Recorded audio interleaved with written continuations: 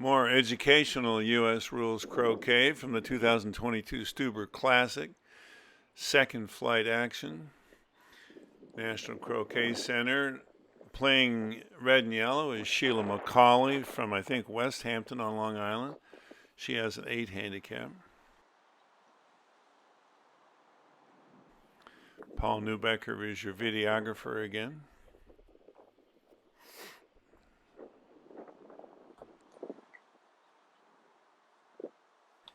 Playing blue and black is Claudia Parks with a handicap of 13. She's from East Hampton. I used to think that East and West Egg and the Great Gatsby referred to East and West Hampton. Turns out it was more in the Great Neck region of western Long Island back in the 20s, but it looks like East and West Hampton now serve the role that East and West Egg did back then in Fitzgerald's imagination. This is an educational game. If you want to see perfect 3-ball breaks or esoteric maneuvers that Jeff Sue does that I have to go look up, this is not the video for you. But if you want to watch what happens when real people play croquet and make mistakes, you're going to learn from this. I can't thank these two ladies enough for giving permission to have this game posted. The mistakes that are made are common. We'll talk about the solutions and maybe highlight a situation where the rules are a little ambiguous about what people watching the game can do when they see the train come off the tracks. And of course, the usual tactical nitpicking. She really ought to put yellow on the west boundary here. She's going to get dead on red for no good reason. Blue's the danger ball, so she can't pick that up. And in going for her hoop, she's probably going to leave red out on the lawn unless she gets lucky and makes hoop 2. We're the YouTube channel of the USCA, and I want to thank the USCA for generous support, as well as Stuart Price, whose contributions are making these extra games possible.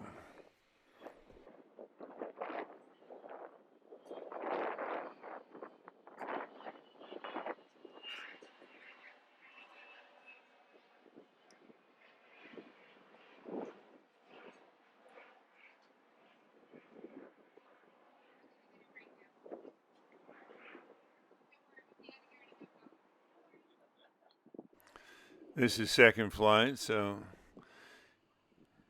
enticing blue to shoot at red is not crazy. In fact, because red is blue's danger ball and black's 2 turns from getting in, it wouldn't even be crazy in championship flight.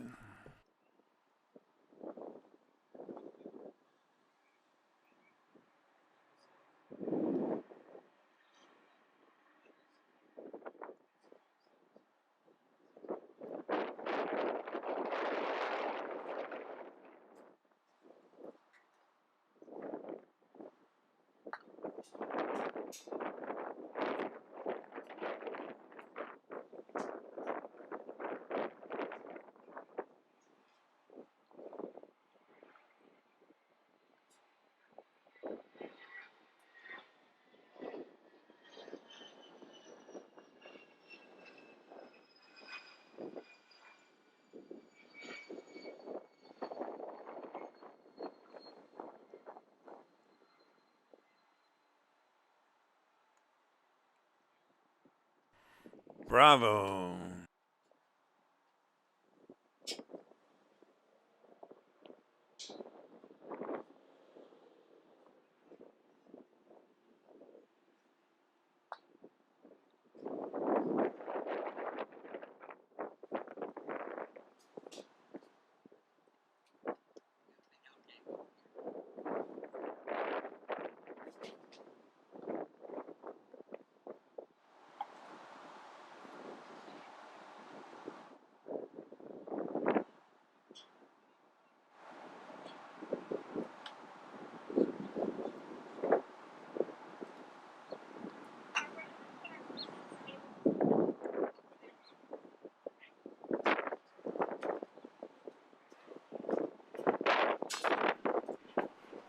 That hoop looks borderline impossible. Maybe she's just going to try to jaws it. Setting up is maybe it ties too much because red's pretty close. But yellow's dead on red, so maybe she'll get away with it.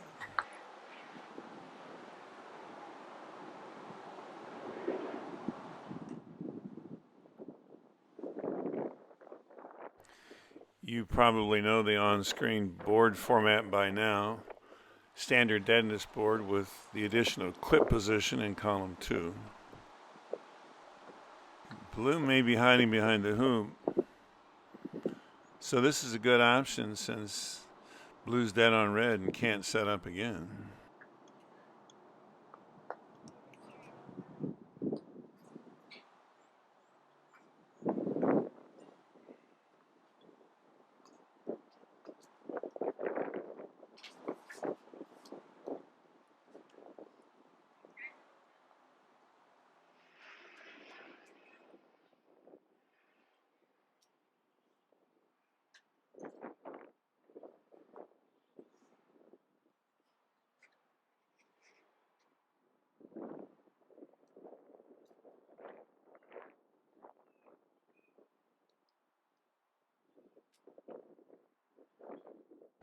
When you're achingly close to your hoop, the temptation to take a marginal shot can be just overwhelming. So rather than put blue on the boundary, she gives red an easy hoop and an opportunity to set up a 3-ball break for yellow. That's not going to happen today, but it will in the future as they get better.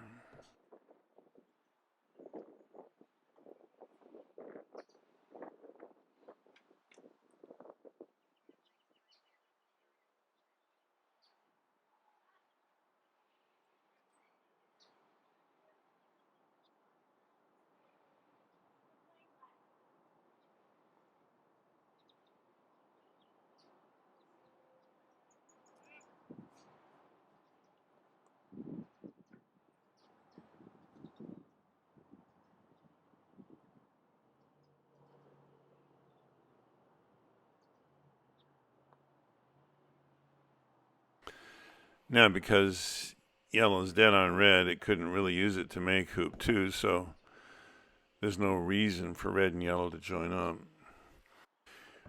Red wants to go to hoop 3, but because black is in the jaws of 1, ready to come in long, red would be better off in corner 3 against somebody who can run a break.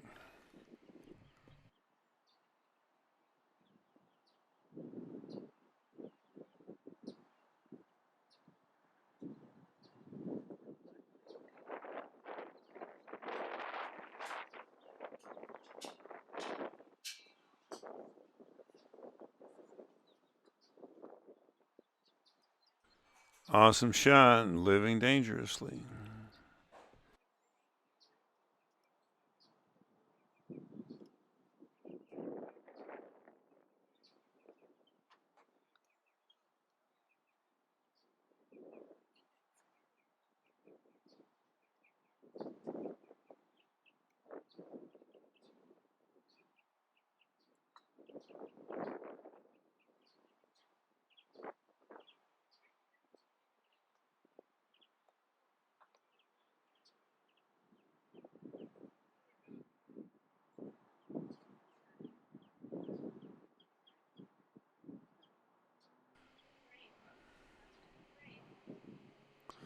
She's going to move blue because the double banking game is coming in, but blue should go back now.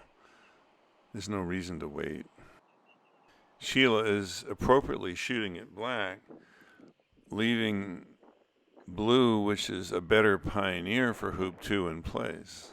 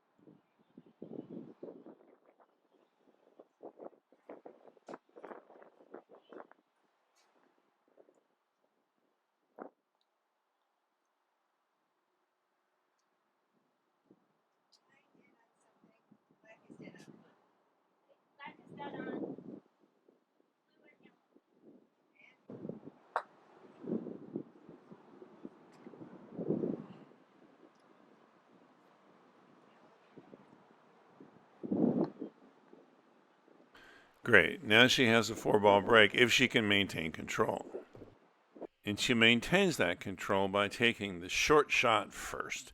Just a simple takeoff from blue to get behind black. Doesn't matter where you put blue. Because the long shot, which is rushing black over to hoop 3 and then sending it to 4 while she makes 3 off red, is the more challenging of the two.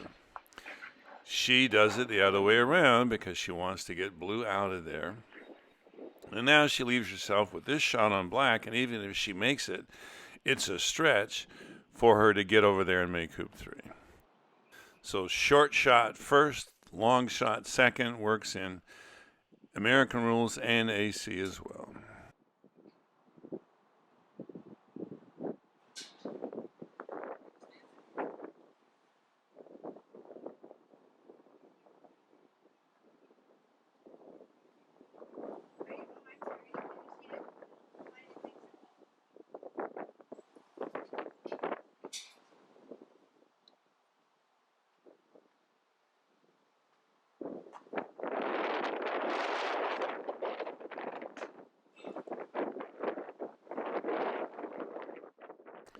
Red bounced off hoop 3, black to play.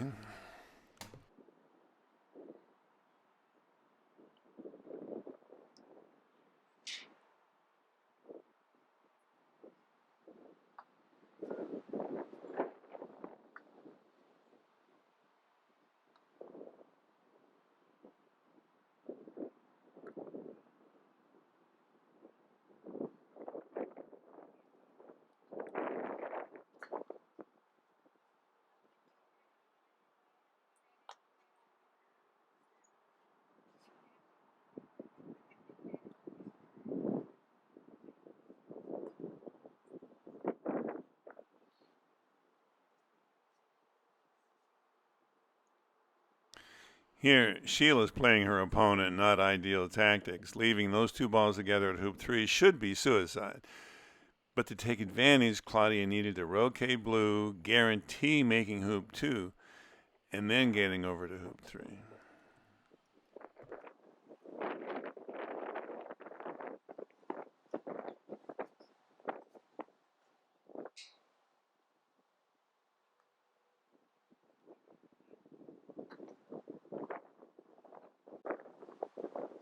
Not bad, an angled Irish peel. Now we're talking.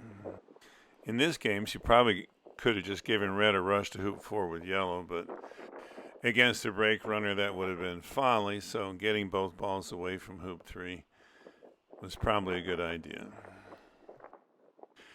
And to make it a great idea, she should take off with yellow over to hoop 2, roquet the danger ball blue, leave it there, get behind the spent ball black, rush it to hoop 4 and get clean, or at least give red a break and set up in front of her own hoop. Maybe next year.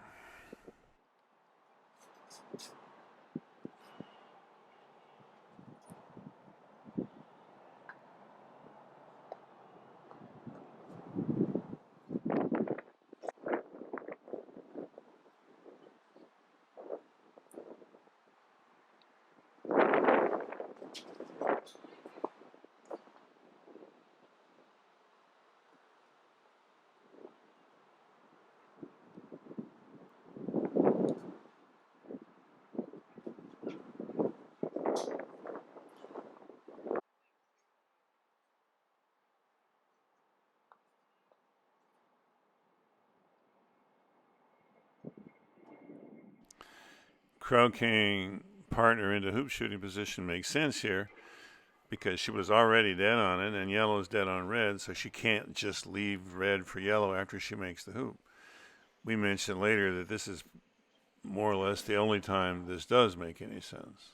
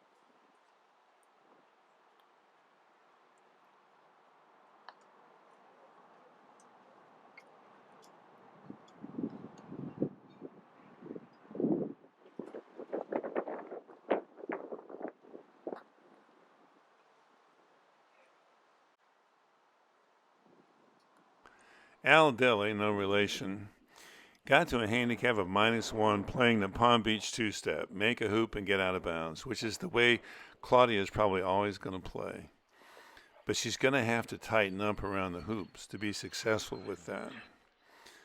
I think I'll send her to David Bent. He's helped me figure out what was wrong with my stroke when I just had no clue.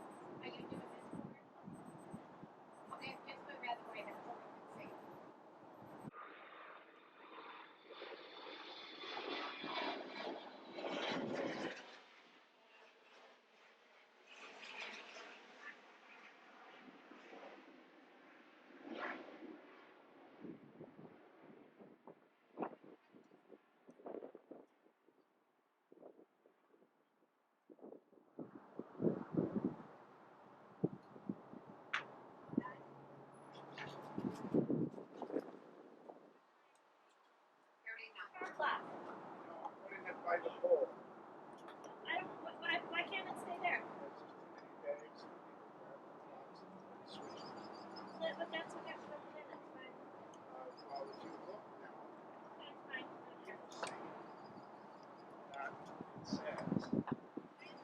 That's fine. That's fine.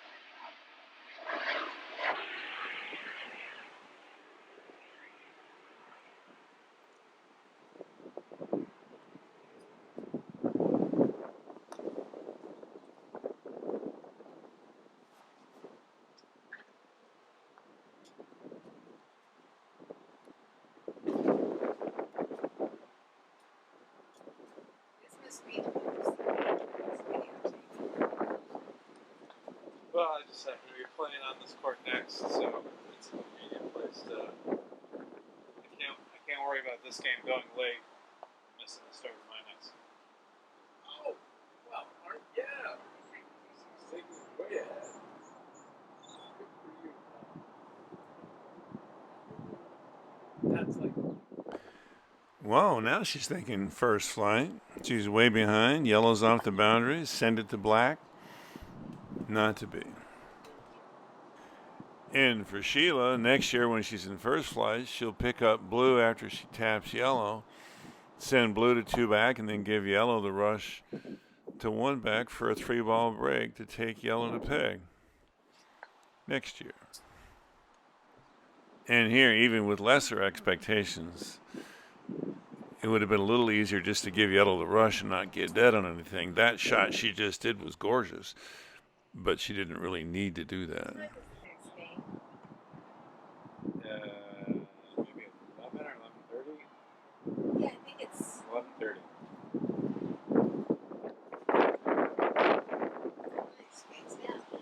If the opponent has significant deadness, like partner deadness, you tend not to make 1 back unless you have a break.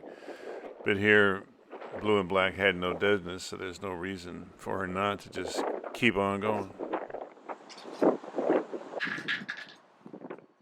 Setting up going through the hoop backwards is not a great idea unless you're really close to it.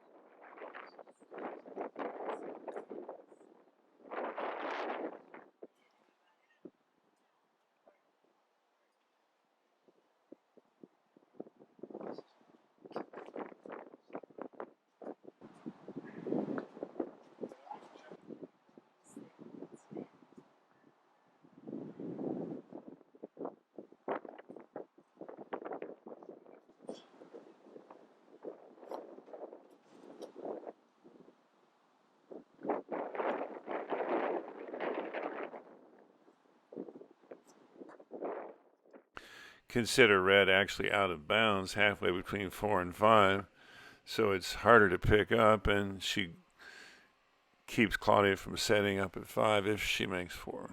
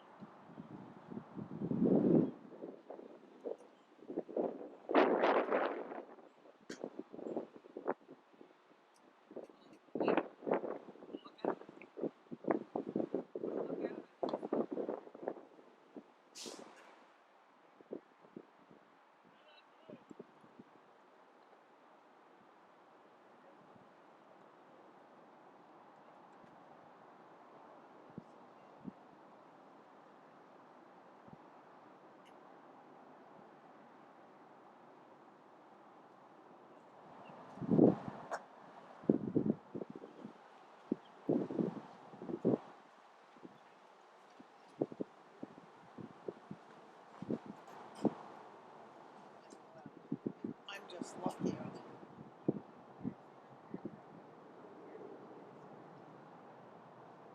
Are you a croquet player yourself? Yeah.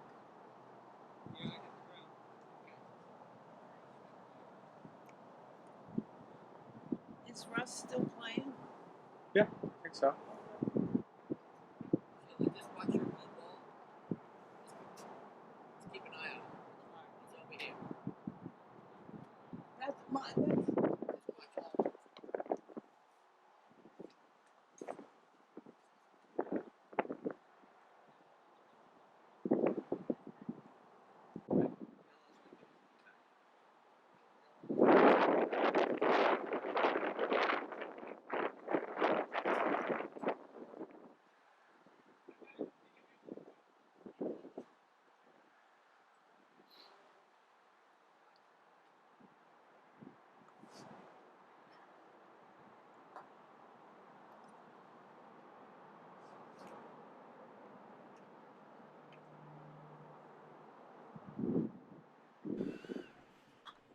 This blue ball needs to go in corner 4, where black could then join up and they can attack 4 or 5 as the opportunity presents itself. Joining up with black on the south boundary would be risky because it would be an invitation to attack, and that's the last thing you want to do because that's red's hoop.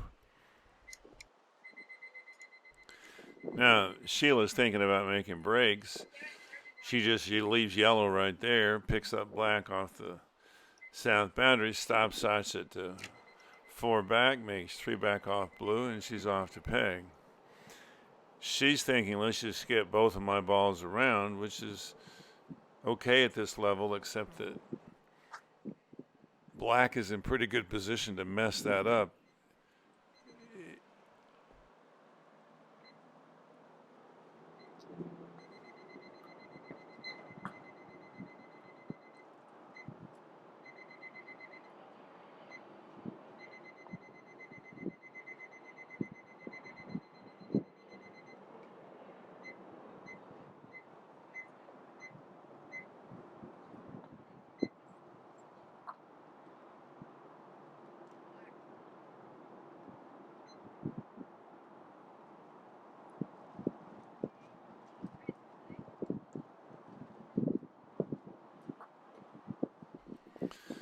Okay, Croquet yellow, 4-ball break to the peg, unhittable leave, and Claudia wins the game.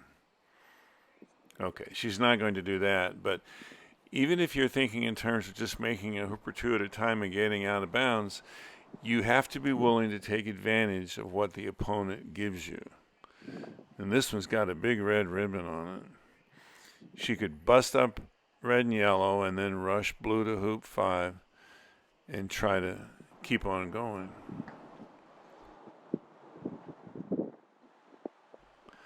But for fear of missing or for fear of not knowing what to do if she hits, or because she wants to give Sheila the chance to make a real mess of things, she chooses option number 2. In here, Sheila could easily have just rush peeled red and made 3 back off blue, but she chooses option number 2 as well, maybe realizing that this shot, which desperately needed to be watched, is probably not in Claudia's wheelhouse. Red is dead on blue, so if blue is blocking this shot, she has to make the hoop in order not to commit a dead ball fault when she strikes blue. Well done. But if blue goes out of bounds, she doesn't get another shot. I can't tell from here.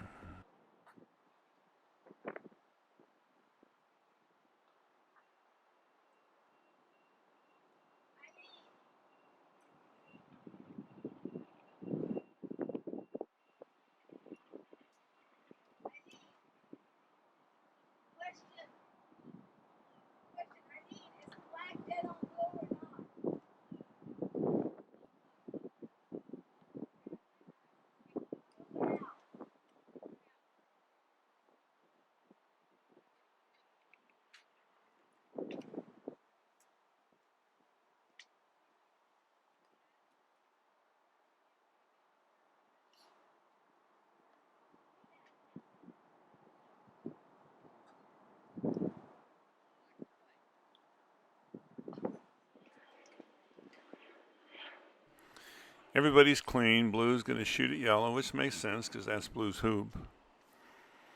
She could also have just gone to black because black would have had time to make 5 and then hide blue from yellow. She shanked it and almost did that anyway.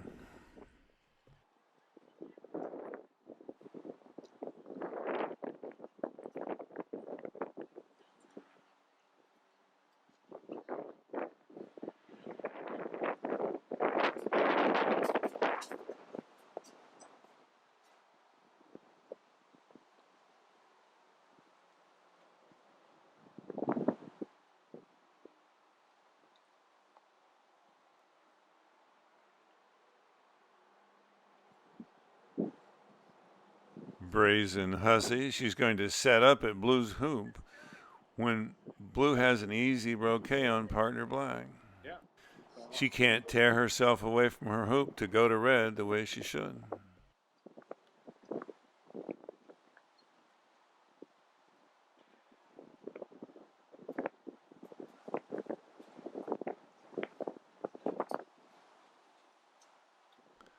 Okay, so leave black there, take off to yellow, make hoop 4, and use black as a pioneer at 5 for blue. Getting dead on partner just to rush it into hoop shooting position is almost never a good idea unless partner's 3-ball dead or certainly partner dead.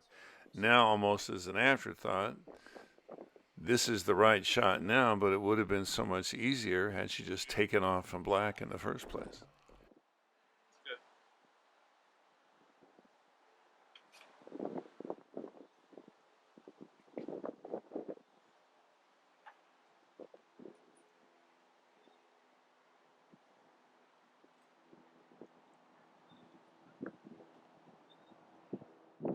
I don't know what they're talking about, but you're all about to start screaming.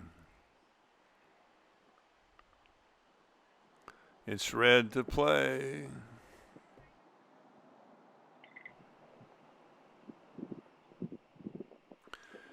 When you play your partner ball at the beginning of your turn in singles, it's out of turn. There's no penalty. You put them all back, and she goes and plays red.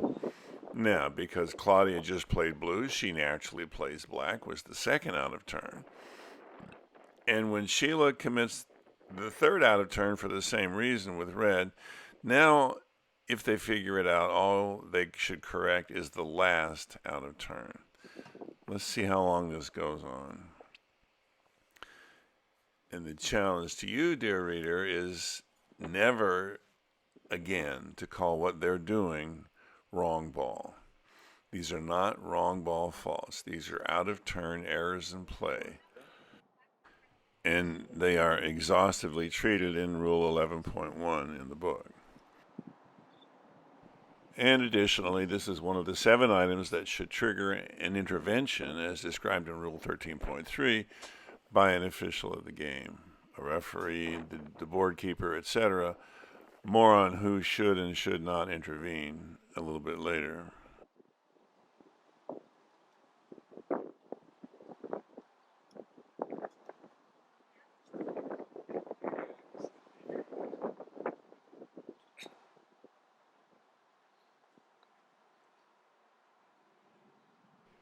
Okay, now control yourself.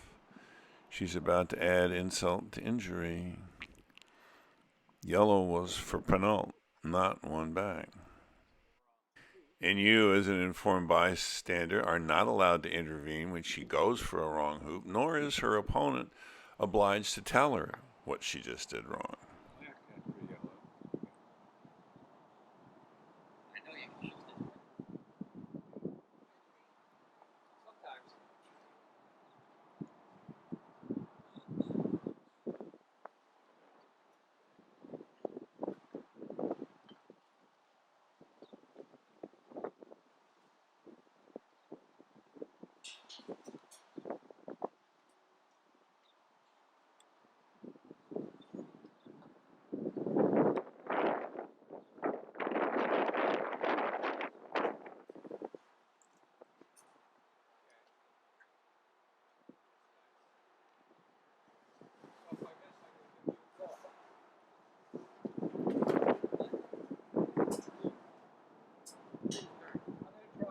Totally abandoned the color order.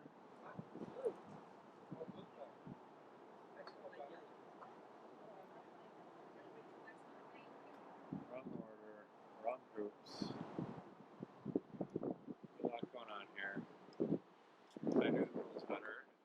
Okay, you pick your analogy. Perfect Storm with Mark Wahlberg or Harrison Ford's derailed prison train in The Fugitive. She's going to play red 2 turns in a row, but because blue just played, red is now the correct ball. And now all of the out of turns are condoned.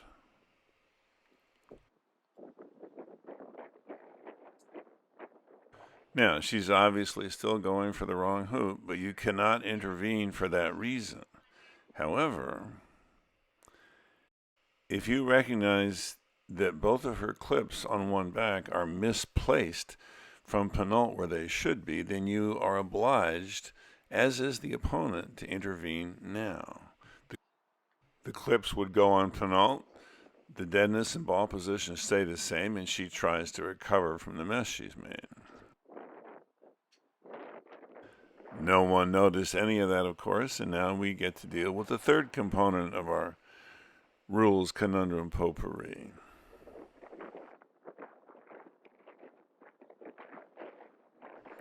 Realizing that she's about to take an unearned continuation shot, you may, and in fact are obliged, to intervene now. Her turn would end, and Claudia would play black.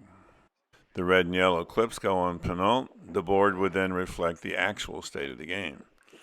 However, because none of that was recognized, we'll call this the provisional state of the game, and the board will be outlined in black until it is correct. And back to ordinary stuff. Before she struck black, Claudia could have cleared blue of deadness because provisionally Sheila just made one back. And then this shot would have made sense.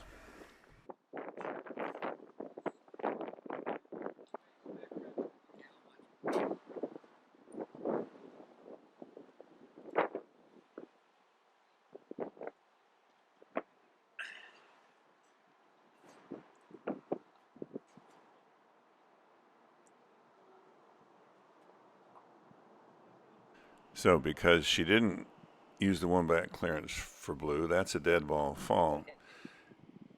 And you, as a knowledgeable observer, cannot say anything. For a turn-ending fault, the opponent has to recognize the problem. This match has been. Oh, is this like a second fight match? It is, but like Russ is going to have some fun with this commentary. So let's say the last. Are you recording sound, or should I be careful what I say? It is recording sound. So anyway, I'll give you that disclaimer. So I would say for the last dozen or so turns, we've been hitting color. Yeah, that's how bad it was. All you have to do to win is not do anything. Get over there, kind of near position. Now, it's still red's turn, but Claudia plays black prematurely, which is another penalty-free out of turn. But it would have consequences. Red might have done something different had black still been there, and certainly black could have done something different had red done that. So what you would do is put both balls back, and red shoots again, and then black shoots. Yeah, well,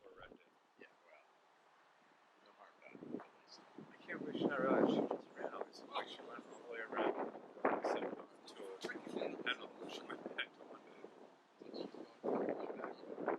Yeah. Well, Even though she already made your four. last game, I lost. I didn't play very well, but Jody played at Jody. Yeah, She said she would play. she did. She played very well. Struggles off the beginning. I had a chance. I had the game on my mallet at the end. I could have won, but didn't. So those are the ones that hurt. Raw footage for Russ. Very raw. All right, our second time going through three back. What's this thing? What happened? She went two back. So players on the sidelines understand what's going on, which raises the question of who should intervene. With misplaced clip, there's no question. Rule 1.2 clearly states any referee, player, or official of the game is obliged to call attention to misplaced clips. For the other 7 things on the intervention list, the rule says the referee, a board keeper if designated by the tournament director, and any player is obliged to intervene. In discussing it with Rich Curtis, the chairman of the Rules Committee, we think that the referee means any referee sitting there watching the game who understands the context is obliged to intervene in, for instance, all these unearned continuation shots. And although there is difference of opinion about this. Frankly, I think any player who knows the rules, who sees these things happen, should go to the board keeper discreetly and make sure they understand what's going on. I like those middle hoops. I'm curious to the point in which the light bulb's gonna click. I've done this already. 10 minutes. This shot hampered by the hoop is a typical trap. If she puts her mallet in the hoop and hits this shot flat, with follow-through, she will double tap. To avoid that, you have to hit down on the ball. And it looks like she knows that. This shot should also clearly be watched by a referee.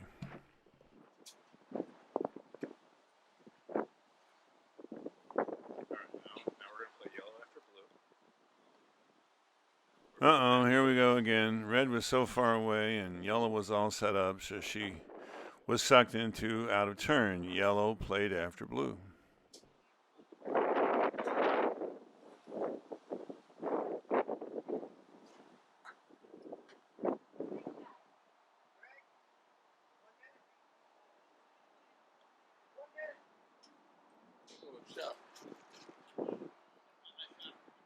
And black plays out of turn. There goes What was the black. question, by the way? So naturally, He black play. hit the ball when he was So now yellow's going to play again. And red's been sitting there for like 5 turns. hey, we're back on time. And now yellow's playing her third turn in a row without going to red. But because black just played, yellow was the correct ball, and the out of turns are condoned. I've been a referee for like 10 years. Was it a written test? Yeah. Did you have to go out in the court and perform? No. I'm still. I've never been anything more than a club referee. I've been a regional. I took the Johnny Osborne gave me the referee test like 25 years ago, and we had to do all court tests. So I was staying in his house, and we got in the car that morning, and he stopped. We were at the gas station. Somebody, you know, if you pull in here and buy me all the referees are good. And I haven't been a referee since. However, I have made 7,000 calls. Yeah, I feel that would be to put myself in that position. That's the way I was. Then Johnny Mitchell said, you know, I think the chairman of the rules committee should be a referee. Should take the test.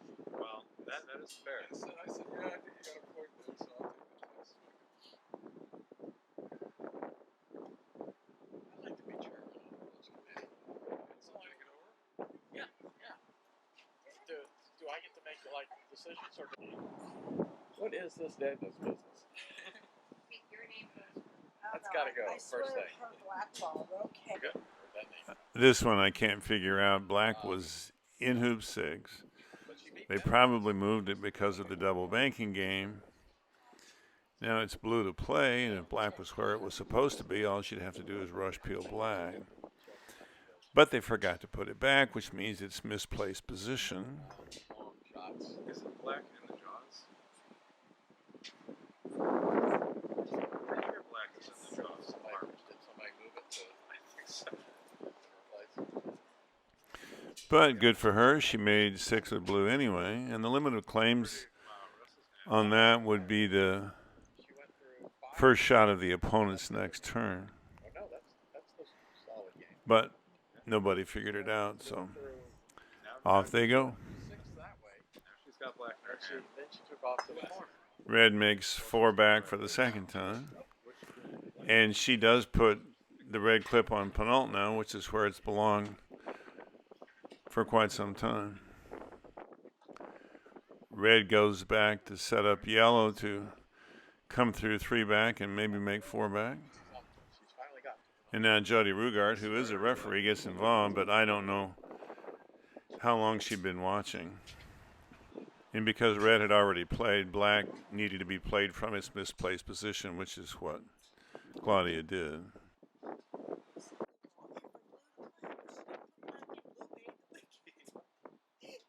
She picks up the black ball and she goes, I said, no, just Did you tell her it was misplaced position?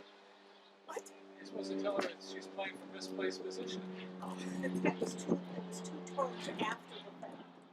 And she just said, just leave it. I said, okay, we'll leave it. Now, because I started watching it, and they started taking control after that fact.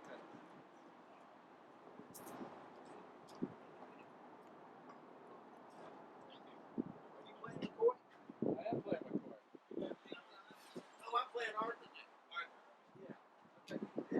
How much time left? All right. I've been filming for an hour 13. Well, I'll wait until the next game. I was gonna. Well, she was just putting along. I mean, she made 4 back, 4%. So I was like, oh, she'll hang out. She'll get to tag. And then count on an extra 4 hoops.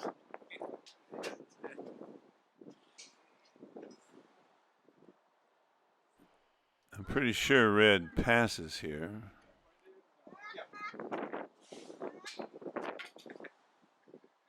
Hey, keep your nose out of this thing, Jody. How much time left? And that appears to be game time, so black is first ball in last turns. So let's see. Watch her. Oh, she's gonna.